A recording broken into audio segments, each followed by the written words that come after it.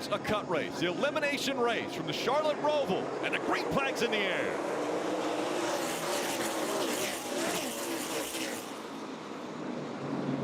The first time in the history of the Cup Series, they're racing on rain tires at the Charlotte Roval.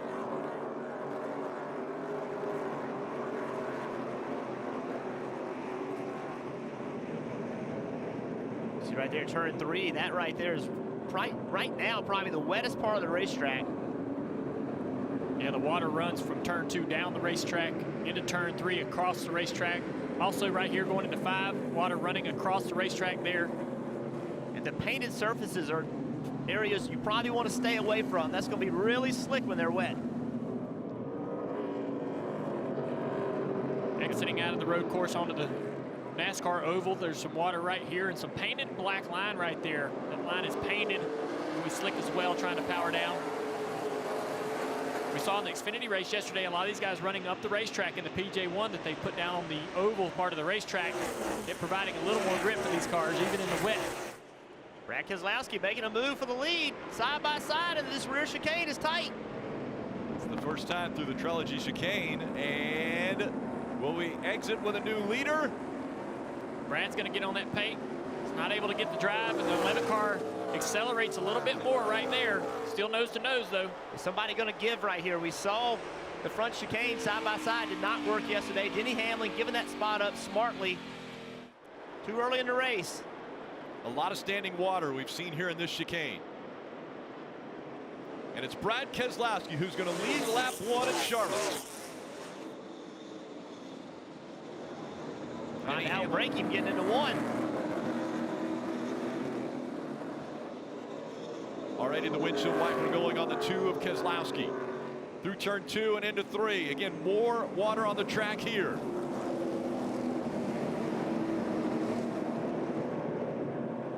Yesterday in the Xfinity Series, we saw race leader Noah Gragson spin on his own as he was coming through this straightaway. Really nice job, all these drivers on lap 1.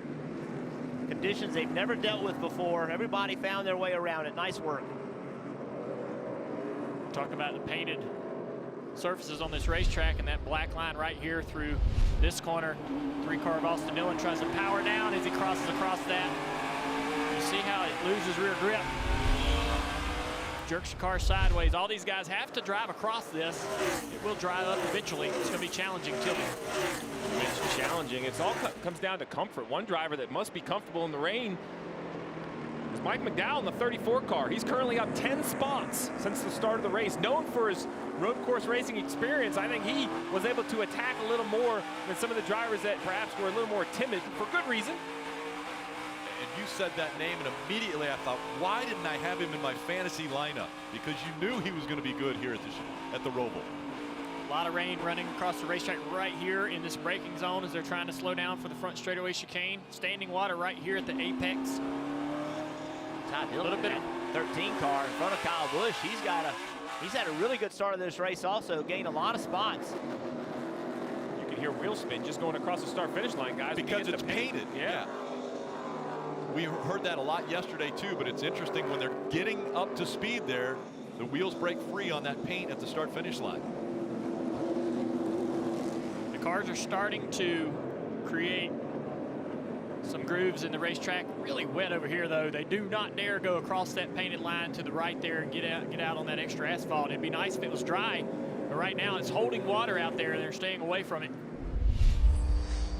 Yeah, Clint Boyer's going to lose the lead here in just a couple more corners. 13 of Ty Dillon has drove up about 5 seconds a lap faster than the 14. Clint's trying to find water. There's not much left on this racetrack. Going out here wide on this part of the track that used to have water. None there, Clint. Here comes the 13 car, Ty Dillon, closing in through this section of the racetrack. Dave. Brad Keselowski on pit road in the 2 car. Wasn't a stage points paying position, but 41 points to the good coming in. They decided to go with a plan, which was when it's time to put on the dries, you do it. Denny Hamlin on your left-hand side as well. Now on the right, he as well is getting the slick tires on his car. Of course, he's already through because he won last weekend. The fight for the Let lead him is go. Everyone else is coming. Yeah, it's Still not have gonna 5 to go. I just don't want to have a tire issue. I want to get stage points.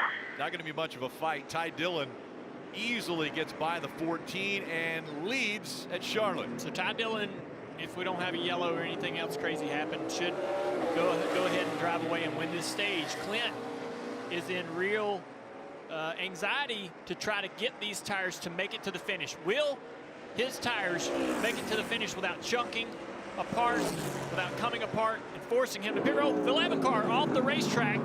And maybe stuck. He's going to get out of the grass. Some damage to the right front fender. You see how the hood's up. The whole right side. He's definitely made contact with something. He's in the infield part of the track through turn 4, coming up on turn 5. I think he just left pit road. We heard Dave report they would put slick tires on. I think that's the challenge, is we talked about at the start of the show, the changing conditions. When now you ask a driver to change the tire grip and go back on the racetrack, and obviously Denny Hamlin just found an area that didn't agree with the level of grip in the 11, Dave.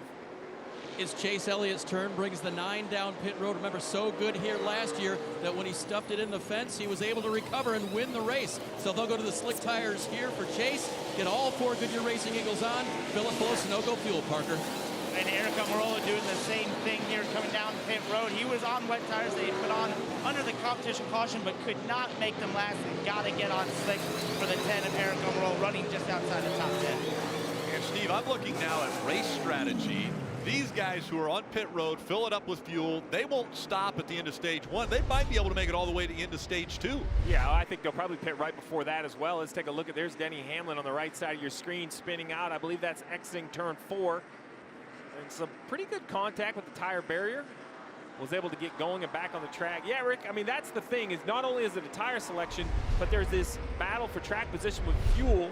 And I expect these cars to pit now and then pit again at the end. Oh, as we have, I think that's John Hunter Nemechek off the track. Sure enough, John Hunter Nemechek is off track and not rolling. Well, now he's going to try to go. That's turn 6 up the hill. He's got something tied up to the front of the car. He's got some damage to the He has right front. And he's got the racing slicks on, and he's in wet grass, and he's just not going. He can't go uphill. Well, Clint Boyer's saying, throw the caution. Throw the caution. He's out here kind of nurse these rain tires, Bert. The 14 car would love to see a caution. Yeah, he would. Matt DiBenedetto, he is out there. He is also on dry tires, so he is running down Clint Boyer. It looks like John Hunter Nemechek is going to be stuck here. He just can't get out. Here's what happened to him. There's the caution. It has come out, and this is the reason why. He couldn't get going. He did catch one of those signs. Heavy damage, you guys pointed out. I think Echo Park really appreciates this race. This is 2 years now that they have had a sign get stuck on one of the vehicles.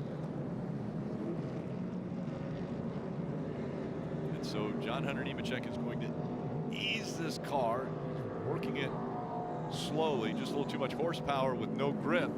See, now if he was on reins with all that tread, he could drive right out. Right out. He's like, hey, I got it now. I don't need your truck. We'll see how long the sign stays with him. Oh, no, not again. So the reason The billboard hanging on the right side. There it went. there you go. Ty Dillon, Matt DiBenedetto, the 13:21. 1 lap remaining in stage 1. The advantage for Ty Dillon is he knows what kind of grip these slicks have. A lot of these guys behind him do not. You don't want to go side by side through this corner here, turn 3, especially on the left-hand side. There's a lot of water there. And that's just what the 95 Christopher Bell did. He put the 21 out into the water. So Bell has taken over second. DiBenedetto is going to lose third also, it looks like. It's coming up on the inside, Timmy Hill in the 66. Changing track conditions has put the 13 of Ty Dillon up front. They gambled early, put on the racing slicks. He worked his way up to the front while everyone else was changing tires. Let's see what happens down here in the braking zone. Christopher Bell, 10 car lengths back from the 13 car, Ty Dillon. Oh, Ty slides the rear, so does Christopher. In the braking zone, there's a little water running across the racetrack right there that locks up the rear tires coming across that braking zone into the chicane. We know Ty Dillon got on those dry tires before everybody else, but give him credit, he drove up through the field before he put those tires on. Right now, there is only one driver in the top 10 that's a part of the playoffs. Everyone else, non-playoff drivers. Ty Dillon wins stage 1.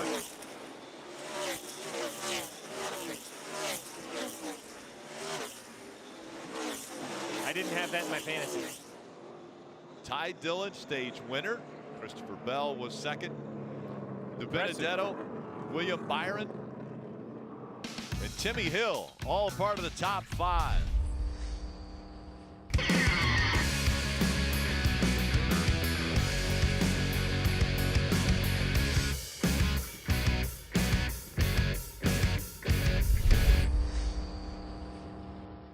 And the field will have a 2-lap shootout to end stage 2. And not a good restart for Alex Bowman right there. Look at him going through Tom's heartburn turn right here. 4 wide, and they all make it through. Yeah, Alex gave up 2 spots in that restart. A lot of checking up, everybody trying to get down in the bottom groove there. A lot of guys rolling the outside. And that outside still has a little bit of moisture up there. Look at way back there. Kyle Busch having trouble. Kyle Busch way off the racetrack, way slow. Sounds like something's broken. I have a left front tire flat. If something's broken. Right, still covered. Got big damage there. Right here, last one, clear. Left front tire is definitely Right down. steer, left front flat, sway bar. Sure it'll be gone when I get there. And you hear the disgust in his voice. This could do it. This could eliminate the defending Cup Series champion. He's going to try to ease it all the way around the racetrack. Alex Bowman right there in front of his teammate. Let's go back and see what happened to Kyle Busch. So they all got checked up down here in turn 3. Boyer went by, maybe a little 3 contact wide. there. Boyer doesn't know. So there's contact right there. I think he might have already had a flat from contact before that. Possibly right here. Oh yeah. I think it might have already been flat. From back in turn 3, there might have been some contact. All right, we had nothing of luck, absolutely. Dave. So Kyle will be coming to pit road now 3 times in his career. He's been able to face elimination in the playoffs and make it through, but he was never as far behind as he is today, and this is going to put him even further behind. They'll get left side tires changed on that race car and send him back out as Blaney continues to lead. So now you see the points on the left-hand side. You guys mentioned the 88, now plus 44. His big concern with Kyle's issue is just a winner. Can the 14, oh, it was the 11 spins right in front of the 14 who I was referencing. Hold your brake. Hold line's coming. Hold your brake. Yeah, he's on the banking right now. So he's really got to hold that brake or it'll slide right down in front of everybody. Yeah, driver's side there as they were exiting the infield part of the course there. Alex Bowman is looking in the mirror, has his teammate William Byron. Best thing you can see in the mirror of your car as you come to the finish of the stage. Some insulation from the field behind you. So Ryan Blaney out front as he comes through the chicane for the final time in stage 2. He'll win stage 2 from the Roval. 4th stage win of the year for Ryan Blaney.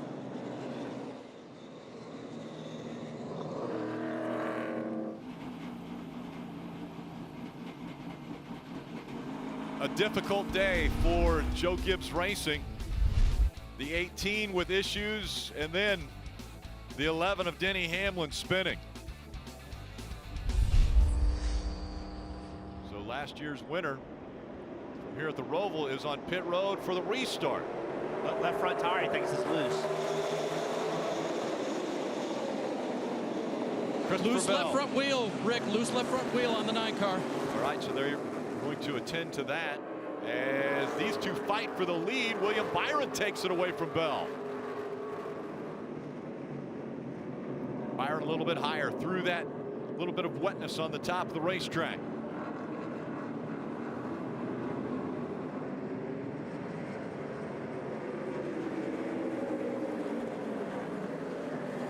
again, we're seeing non-playoff drivers excelling here at the Charlotte Roval. William Byron, Christopher Oh, Bell. we got a car around over here off turn 6. Cole Denny Custer. Hamlin's in the grass. Cole Custer in the 41. Sliding was down the found. hill. Yep, there's the 11 once again off track. 13 of Ty Dillon also with an issue, and Joey Logano. Looks like he might have even caught a little bit of the wall there trying to avoid the 13. That was on the exit of 8. They had problems. A little tire rub on the 21 car, Matt Benedetto. Left front tire, it's got some damage. I'm not sure right there. I couldn't tell if it was contact with Cole Custer or not on that replay. So Hamlin's back on the track. Green flag still in the air. There you see Hamlin sliding into the picture. He gets off track. Maybe a little help there from the 53 of James Davison. Matt Benedetto coming to pit road to try to get repairs done to this car. Oh, yes. You see the damage to the front end of that 53. So Matt Benedetto in the lower right corner of your screen, you see on pit road, tires being changed for him. Denny Hamlin already advancing into the next round after his win at Talladega last week.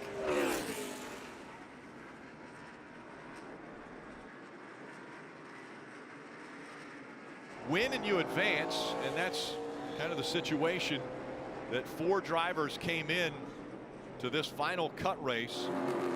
Austin Dillon, Clint Boyer, Kyle Busch, and Eric Almirola, and all 4 of them still below the cut line.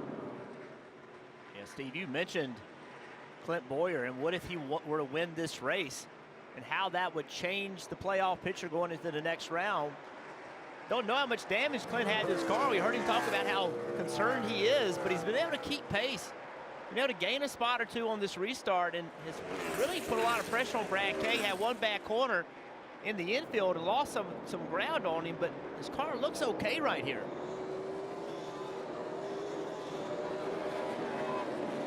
Well, you said it earlier today, Jeff. His Roval numbers are impressive. One of only 2 drivers that have run in the top 5 at both Roval races. It was Clint Boyer and Alex Bowman. Great average finish. He's in position again with a pit stop still to go inside the top 5. And we've seen this Roval, the final stage of the races at the Roval has been chaotic. We've seen crazy restarts, crazy accidents. And a win by Clint Boyer then moves that cut line up. That's why it's such a battle between the 22 and the 88 for points, Dillon.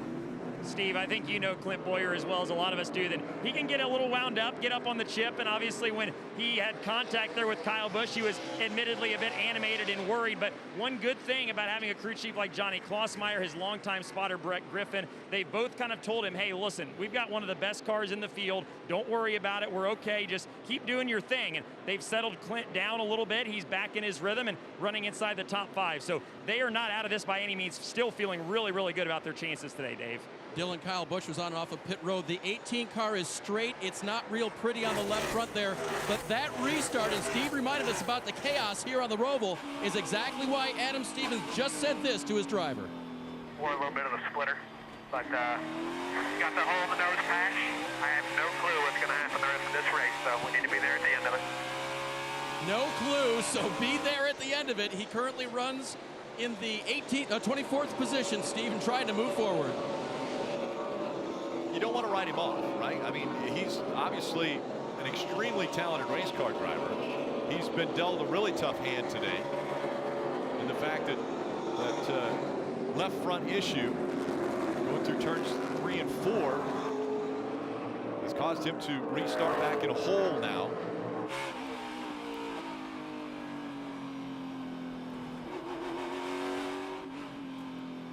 Cole Custer's brought his car to pit road for tires.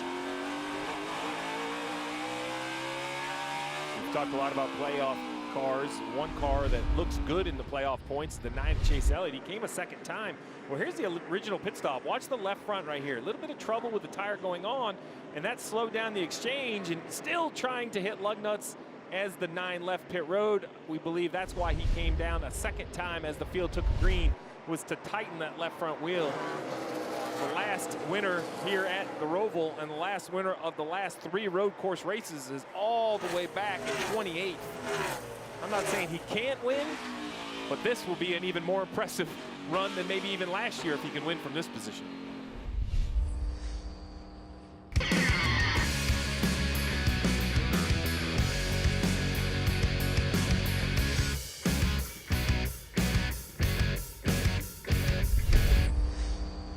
Getting ready for the restart. Christopher Bell, William Byron is on the outside, race leader.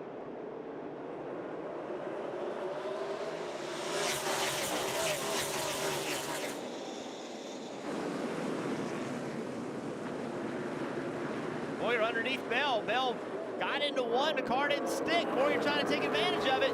He'll take second away as they go to turn 3. Clint Boyer having to win to advance to the next round, and he's up to second.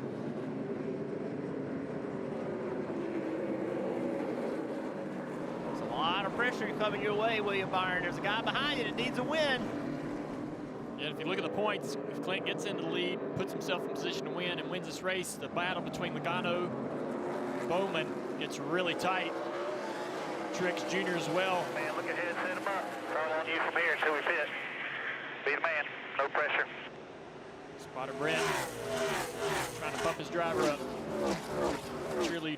That's Nope. really important for the spotters as well. He said no pressure too, by the way. Now, do you believe that when the guy tells you no pressure, you know there's only 42 laps to go and your playoff hopes are on the line?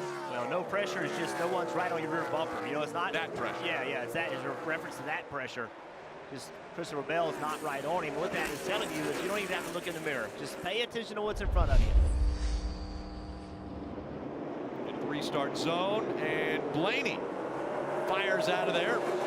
Right behind him, Ryan Preece in the 37 with a great restart.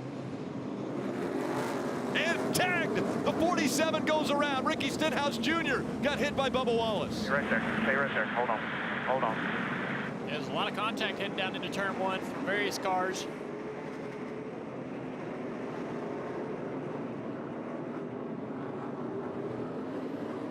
Go through the water there, a little bit slick. I think the 14 of Clint Boyer as well. I don't know if he was just in the water or what, but he's losing a bunch of spots on the infield portion. We'll have to get an update on him. Brothers here. There's the 14. Cars keep going by him. I can't tell if he has a flat left front or just A lot of damage on the nose. Yeah. Broke. Oh. Damn it. Such a great race car, Dillon. And you can see the nose where the hood is kind of caved in. So he said they're broke. Whatever the issue is, it's smoke trailing out the back of the race car. So don't know if it's something internally or what, but it's not good for the 14. So you could see the nose damage, and I can imagine it was pushing even farther at one spot. So maybe it hit the front of the engine, the radiator, the power steering pump, some sort of definite damage. It's hard to see with all the different darkness and all, but it's definitely trailing some smoke. Let's take a look at the restart once again and the issue between the 47 and 43. You see on the restart, Bubba Wallace drives way up underneath everybody. Just no way Ricky Stenhouse could assume he was there. Bubba in way too deep. Clint Boyer stays on the racetrack. On the 12 car. Blaney around. Sideways in Race front of leader Ryan Blaney. Oh! Matkins is barely missing. Remember, Blaney was leading this race. And all the water, you see James Davison in the 53 get sideways. Blaney was the race leader and got spun around.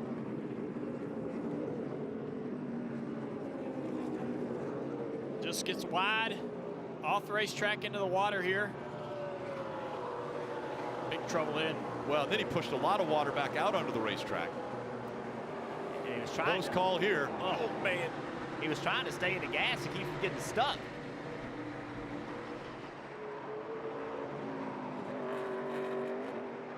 Well, we were watching Clint Boyer. Let's take a look. There's Clint right there at kind of the bottom of your screen. Oh, they just get stacked up when the 47 spins out and he hits the back of the 2 car. So now out front is Ryan Preece. Dillon. Rick was texting with him earlier today just about what is at stake for these guys today. It's another opportunity event. Keep in mind, too, it's been a really good couple of weeks. 2 top 10s in the last 3 races. Ryan said sky's the limit today. Just minimal mistakes on my part. Let the race come to me, and we'll see what happens. Well, that's what he's doing right now. He let the race come to him. Leader drives off the track. Now he's out front, too. So long way to go. Still 35 laps, but good runs continue for the 37 and Ryan Preece. They need a good run, guys. It's just not been the year the 37's wanted. We saw the 47 up there earlier, so apparently the JTG, some pretty good road course cars. As we see Ryan Blaney come to pit road after that trip through the mud. Ryan Preece has finished top 10 in 2 of the last 3 races of this season, so they've been doing well lately. A really tough start of the year, but they've started to put it together.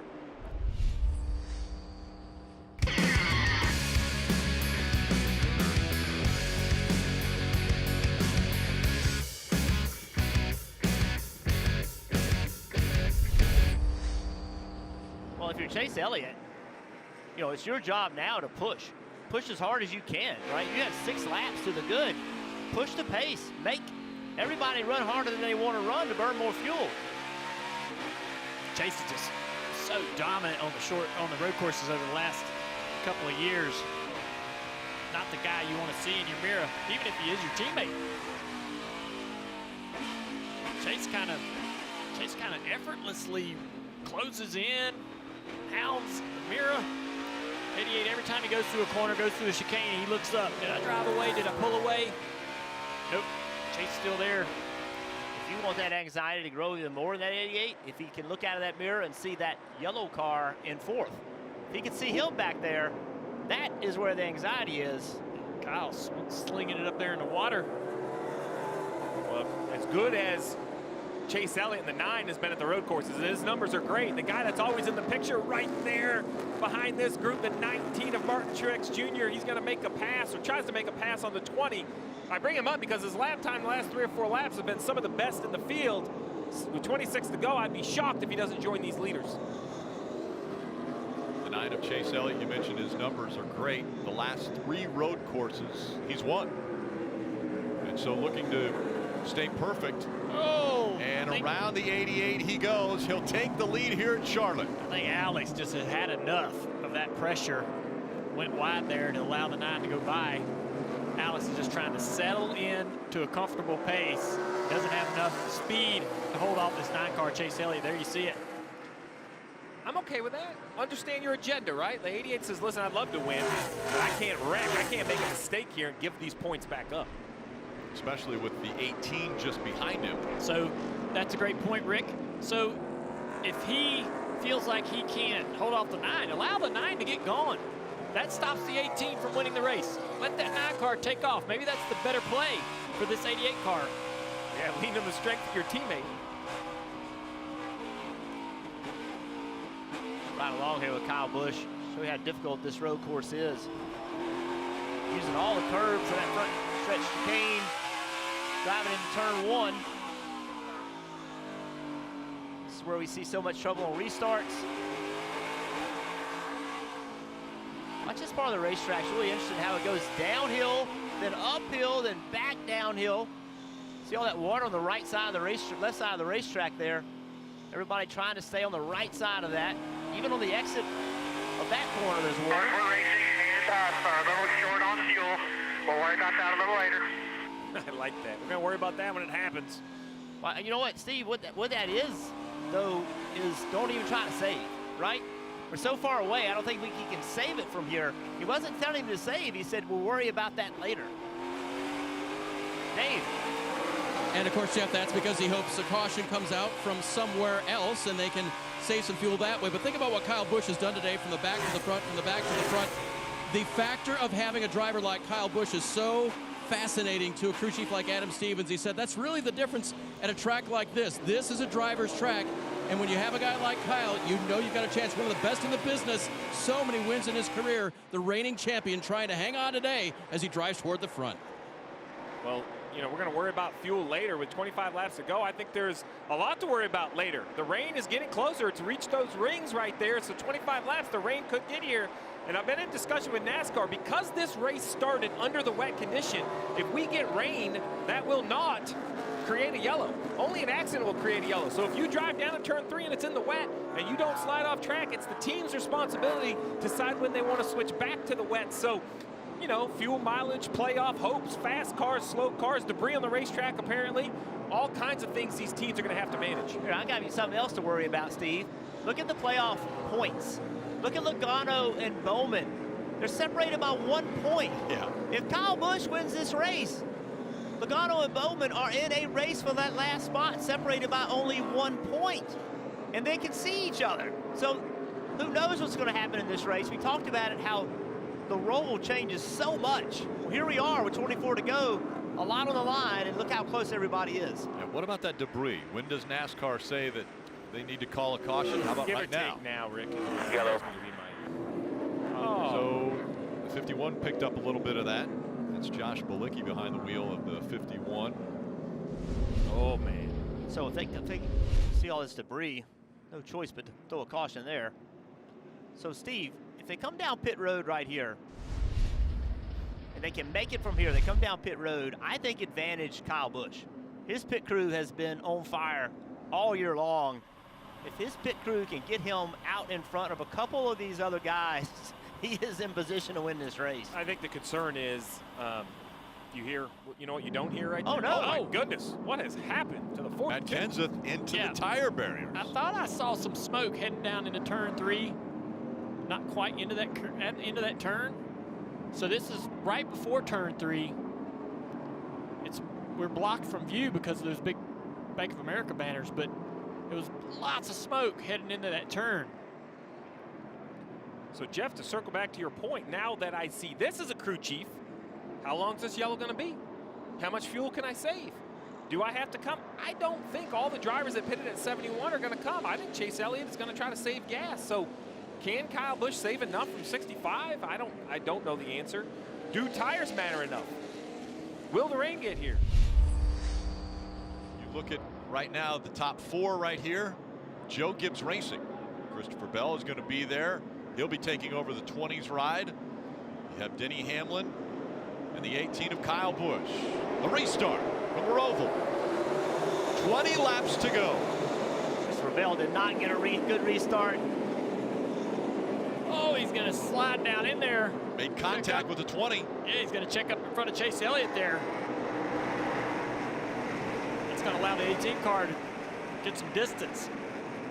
And he's got 2 teammates, kind of basically 3 teammates in between him and the next cars. You say that, but how much will the 20 be fighting since he knows he's not coming back to Joe Gibbs Racing? He's looking out for himself for a ride next year. Fighting hard.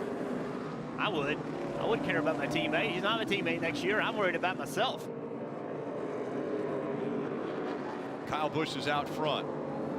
Eric Jones running second. That 9 car right there is Alex Bowman's best friend. He's hoping that the speed this car's had, the domination at all the road course races over the last several years, he can drive up there and win this race.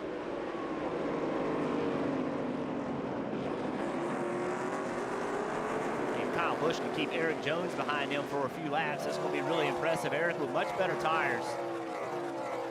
They need to tell Alex Bowman, as well as Joey Logano, what that situation is, that Kyle has older tires and may run out of fuel. Be careful not to push too hard right here and get yourself in trouble. Eric Jones really hammering the curbs through that chicane. So he is pushing hard, trying to get to the back of this 18 car. See how much better he is on that part of the racetrack. Where there's less grip, those new tires really helping him. He's right to the bumper of this 18 car now. Looking to the inside here. Heading down the straightaway up to turn 5. Kyle's going to put up a fight, and he can't give this up. The season's on the line right here. Kyle's a little wide right there. The reason Eric Jones is even in this car is because of the driver of the 18. Now the 9 car is already to the back bumper, the 18 to the side now, to the inside for a pass for second place. He's carving through this field. Eric Jones out front now. It was a snowball derby quite a few years ago where Eric Jones beat Kyle Busch in that race, and Kyle Busch said, you know what, this kid's talented. He needs to be behind the wheel of a stock car. And the next thing you know, he's running in the Cup Series and was a teammate to Kyle Busch, but he's looking for another ride come 2021.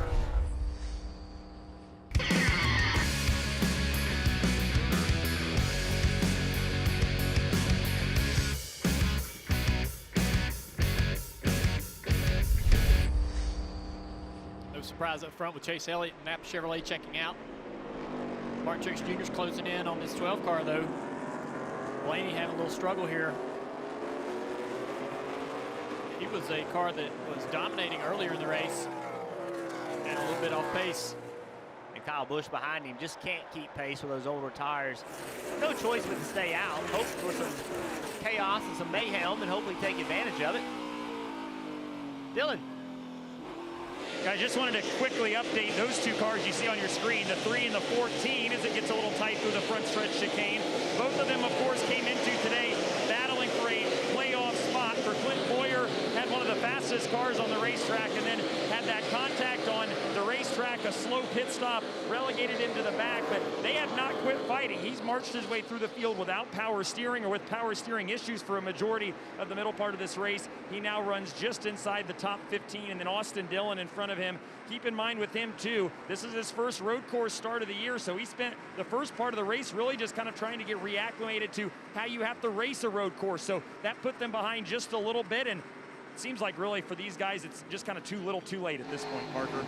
Right, Dillon, it's the same case for Eric Almirola, who put a ton of emphasis and work into coming into this Roval. He was doing similar work in the rain, trying to just do anything he could to get better here. This group knew this would be the hardest round for them. These 3 tracks were just not a good set of tracks. The next round, they thought they could just make it through this one, would be their set of tracks, but they have not been able to do that. They got spun out at one time, went a lap down, got the free pass, and now find themselves trying to get into the top 10, but it's going to be too little too late, as you said. Oh, we got a car spinning around the back straightaway chicane. Michael McDowell's around, facing oncoming traffic. Looks like everybody gets through as Michael gets his car turned around. There he's rolling once again.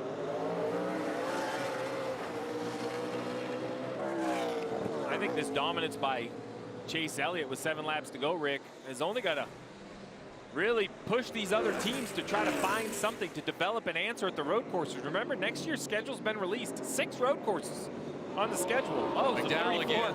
Goes backwards again. Not sure what's going on with the 34 car, but as I was thinking, you know. This could bring out a late yellow here. Yes. Can't get this car moving. Yeah, he's in a precarious, really bad spot.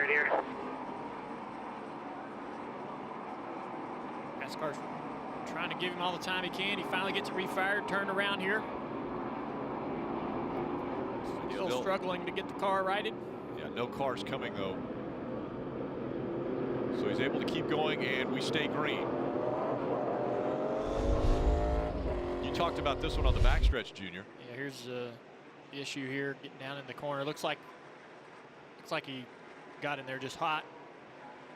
Didn't seem to be turned around there by anybody. Here he is coming back around to the front straightaway just shortly after that. I think he just got in the water there off to the driver's right.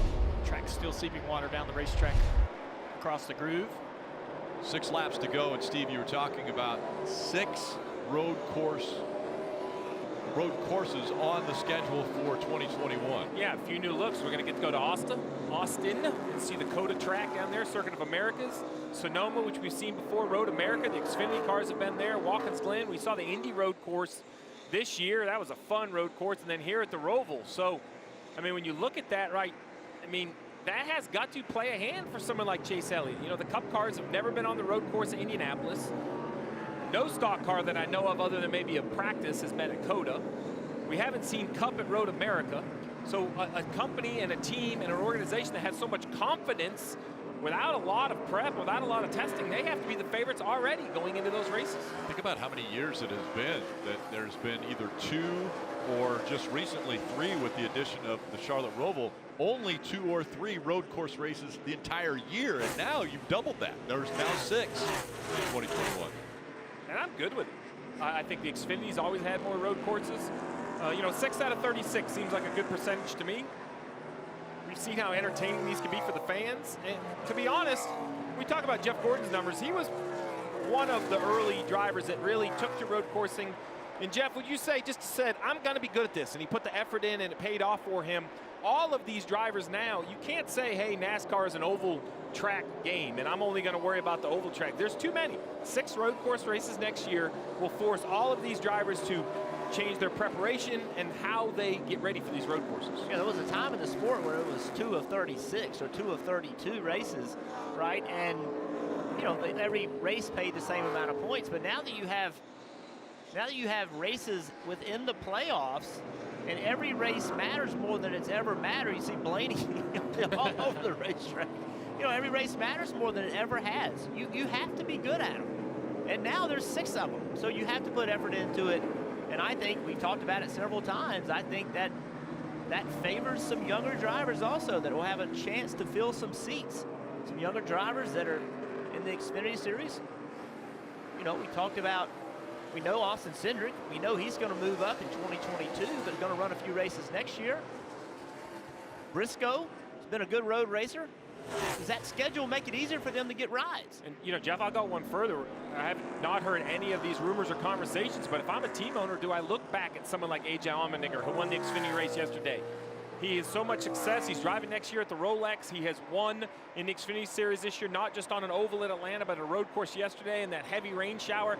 Does that make his stock go up enough where he gets another shot at one of these teams? At 6 races with AJ Allmendinger, I think you can go into thinking we could win here. Sure. 6 races, I would even add the speedways. So now that's 10 of the 36 races that AJ Allmendinger has to be considered a threat to win. Well, we're talking a lot about road courses and what's going to happen in the future, but right now, the best on road courses is out front and really schooling the field. 2.2 seconds back to Joey Logano, who's second.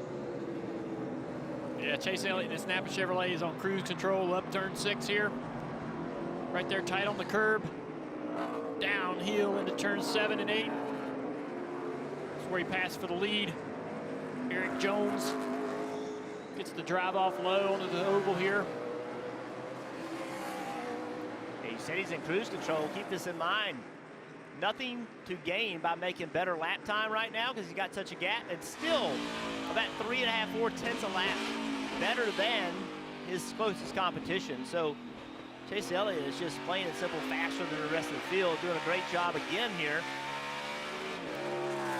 Jeff, you talked about how the lead has changed in the last 6 laps here at the Roval both times, and it's because of late race chaos and late race restarts. And look right here, this is Brad Keselowski getting into the backstretch chicane. He's going to hit the turtles. My goodness, goes straight and then correct and gets sideways. Everybody got through there without a problem, but I think that's the bigger fear for Chase Elliott. As you point out, great driving race car with 3 laps to go. I'm pretty confident he can keep it between the lines, but can everyone else as the laps count down? Yeah, right behind Alex Bowman, there's a bunch of cars. Alex kind of struggling to keep pace, and he's holding up a line of cars, and they are really bearing down on him in the braking zone. William Byron, Reddick, Boyer. Boyer trying to climb through the field. It's not over. Definitely not over. We have seen chaos at this racetrack. Yeah, Boyer's trying to crack the top 10 here, sitting in 12th right now. He sees those positions in front of him. He gets a few more spots. And he's frustrated, right? He was frustrated. He had a real shot to win this race. Yeah, but a bit of bad strategy, in my opinion, got him back in the field. And if he can gain some spots, right, get in the top 6 or so and get a late race caution, anything can happen. Get a yellow before the white comes out, and he lines up on the 3rd or 4th row. I mean, you just don't know what's going to happen on the first turn. Well, we do know he's not going to be racing next year. And if he were to win this race, he'd advance to the playoffs. So why does he care if he makes somebody mad? he can do whatever he wants. He's got a hall pass. And have to deal with him next year. If he won this race after an announcement of retiring, I'm not sure he'd make Kansas. Well, he's got a lot of ground he's going to have to catch up. Mark Truex Jr. is closing in on the 1 car for 3rd place. Kurt has missed the braking zones of the last couple of corners. Has allowed Martin to get right in the back bumper. The 18 finally has to give up the ghost on the fuel strategy. Oh, the 6th is around on the front straightaway chicane. Everybody gets through. Okay. Newman. A lot of smoke. But Newman, yes, straightened his back out. Newman's had a wild day. He has had a wild day. He's had enough.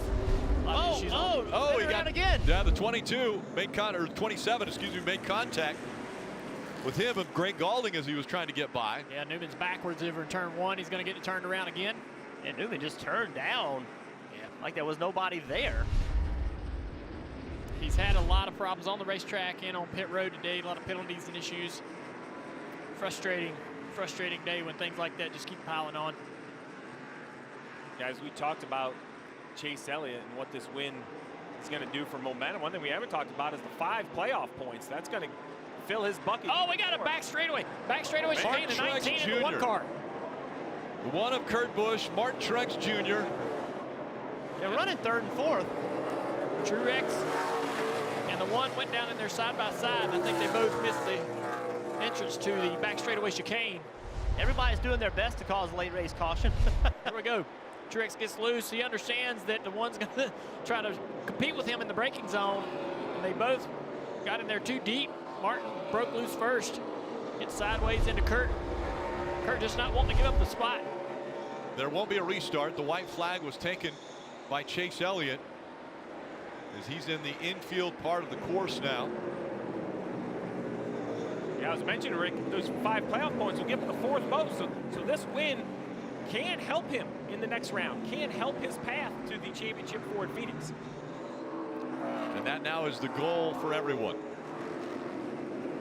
Everyone that's in the top 8 in points now, they're looking forward to the championship 4. How do they get there? What do they do in the next 3 races? They've got Kansas, Texas, Martinsville in front of them to try to get to Phoenix. Momentum is also a very big thing in racing, and when you come off of something like what we're seeing Chase Elliott do, it has to give him a nod as far as momentum on his side. He has the best average running position of everybody in the playoffs, Rick, so he is the hottest driver in the playoffs right now. One of the youngest. 4 road course wins in a row. Chase Elliott's going to do it again at the Roval.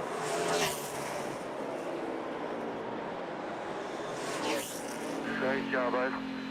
Great job. Awesome drive. Appreciate it. Great job, guys. Think about this. On road courses, his win percentage is 42%. That is an unheard of number. And Chase Elliott. Car wrecking. Best part of that is we never panicked. We stood to our game plan. Turn 4, NASCAR Roval, turn 4. A lot of damage to the 51 of Balicki. It's like he blew a right rear tire at speed in the banking there, backed the car around into the left side, driver's side into the wall. I think the other big story that comes from what just happened here, the finish, the defending series champion, Kyle Busch, is eliminated. He will not have a shot at defending his title. Here's Balicki coming through what is NASCAR 4. Explodes the right rear tire, sends him up into the wall. Chase, I think there's 37 drivers and 37 crew chiefs over on the other side here shaking their head going, man, how did he do it to us again? How did you win again today on a road course? Well, just had another really fast Napa Camaro and really appreciate the effort. You know, I feel like we've road courses have been fortunate to us the last few trips, but I feel like we just try to get a little better every time and tweak on the small things. Felt like I tweaked on some small things and got a little better than what I was here last year, which was good. And just really proud of the effort. Appreciate everybody at Hendrick, Chevrolet, Mountain Dew, Kelly Blue Book, UniFirst, all of our partners that Hooters that make this deal go. And it's always special to win here at Charlotte with the shop being right across the street. So appreciate all the effort there. Best way to get the next round is to win. So hopefully we can do something with it. Chase, you tied Jeff Gordon for 4 road course victories in a row now. How important was it for you and this team, though, to advance with a win and not just on points? Well, that's always the goal, and I feel like you start playing the points game and you can get yourself in trouble worrying about things that are just out of your hands. So as much as you want to think about those things and want to worry about them, you really just have to focus on you, and I feel like we did a really good job of that today. Pit stops were great, and Alan called a good race, got tires at the right time, and luckily things worked out, and we'll take it. Like I've always said, man, they're way too hard to get picky about when and where and how. So just glad to be here, and like I said, hopefully we can do something with this next round. No worries today. There you go, race fans, your winner, Chase Elliott.